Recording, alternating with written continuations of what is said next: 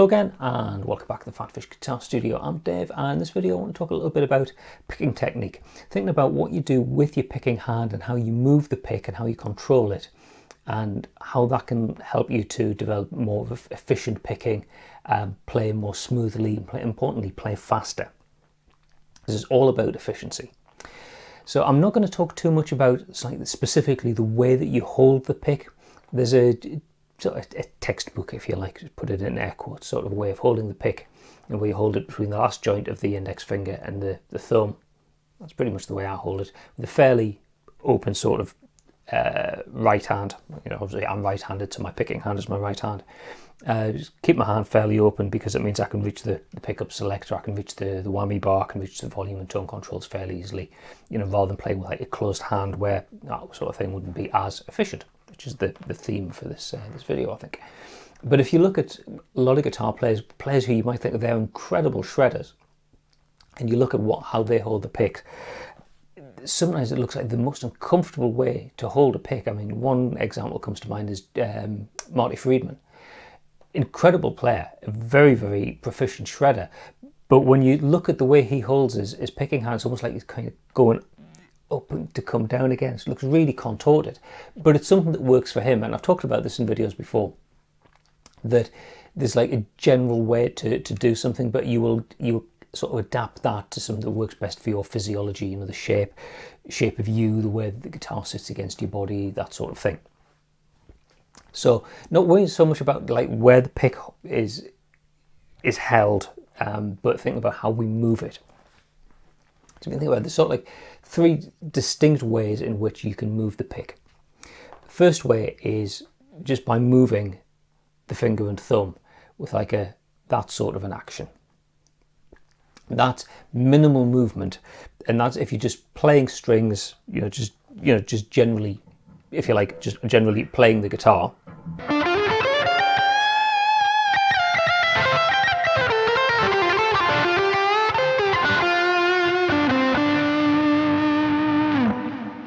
Yeah, most of the movement there is just coming from my finger and thumb moving the pick. It's nice and efficient. I'm not moving my whole hand and my whole arm. Now, another place where the movement will generally come from is from the wrist. Now, this is the first thing I really want to focus in on is because it's a common beginner mistake, and then it becomes sort of like ingrained behavior, and it becomes the behavior of an intermediate guitar player and so on. That the picking action actually comes from the wrist, and that's not the case. What you don't want to be doing is when you're playing, just playing generally, where you're moving the pick just around one or two strings. You don't want to be doing really exaggerated motion with your wrist. If you do that when you're beginning, you might find, okay, actually I can play at beginner speed. I can do like picking from the wrist, and I can do everything that I need to do, but that's a very inefficient way of working. And when you want to play faster, if you want to get into like more shreddy type stuff, that's the sort of thing that's going to hold you back, and you need to think about, well, how much does the pick actually need to move, and can I get away with just moving it just with the finger and thumb? Where the wrist is more likely to come in is if you're really, really digging into something, you'll break out from the finger and thumb type of motion and into something that's more exaggerated movement, because you really want to use some picking dynamics, something like this.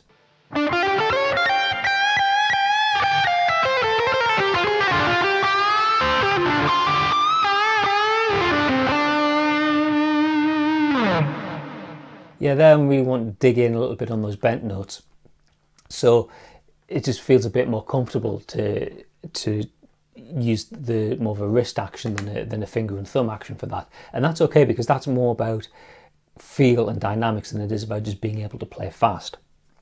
If I wanted to play a really, really shreddy sort of pattern, exaggerated picking from the wrist, it's just not going to work. It needs to come from the finger and thumb. And also where like a wrist-based sort of picking action is really useful is more probably going towards more like chordal stuff.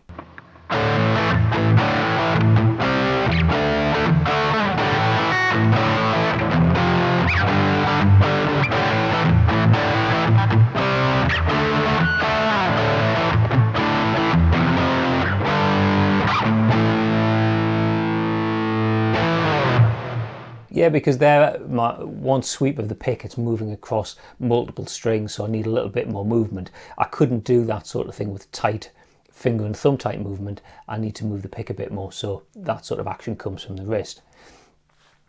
And you can then consider possibly moving more towards using like the forearm, like some of the motions coming from your elbow. If you're really, really digging in, you know, playing big, strummy chords where you want, you know, lots of dynamics, lots of energy. But that's probably not something you're going to be thinking about. It needs to be efficient when you're playing with that sort of picking technique. It's more about, you know, just getting a nice rhythm going where you can play strum chords and that sort of thing. You certainly wouldn't use like an elbow forearm type of action, so big and exaggerated like that for picking. It's just not efficient. As I said, this is what you need to think about, is when you're picking, it's about doing it in as efficient a way as possible, so you're not expending any more energy than you need to, so you've got the energy for if you like playing faster, or just generally playing, you know, being able to divert your energy into playing more smoothly. And a big barrier for playing smooth is if you're too tense. And again, this is a habit you can pick up as a beginner guitar player, and then it just becomes ingrained behavior. Beginner guitarists, I see it all the time, because they're concentrating on what they're doing, you just naturally sort of tense up because you want to really, really control. You know, you don't want that picking hand to go anywhere you don't want that is not meant to. So you just kind of tense up, and it helps to hold everything in place. But if you think about, you know, just, you know, if I can just, you know, take my hand, pick that pick up, really comfortable because I'm relaxed. If I hold my arm out and I tense it, and then I try to go down to pick up something, that's really difficult because my whole arm's tense and it's actually sort of like fighting against me moving. And so it is with picking technique.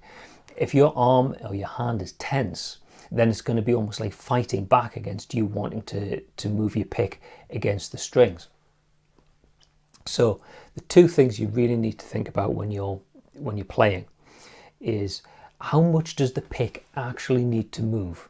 And this is one of those things where you possibly need to really go back to basics. Even if you've been playing for a while, sit down and do some basic exercises and think about, well, in this context of this exercise, how much does my pick really need to move? Do I really need to be picking with the wrist, or can I get away with just picking with the finger and thumb? And when I'm picking with the finger and thumb, can I still do that in such a way that it's nice and smooth and even? And also, while you're playing those exercises, think about, oh, how does my picking hand, and fretting hand for that matter, how does it feel? Does it feel relaxed? Does it feel comfortable? Or am I starting to tense up, and is it starting to fight back? There's something about the tension in your arm that's preventing you from just moving the pick comfortably against the strings and playing nice and cleanly.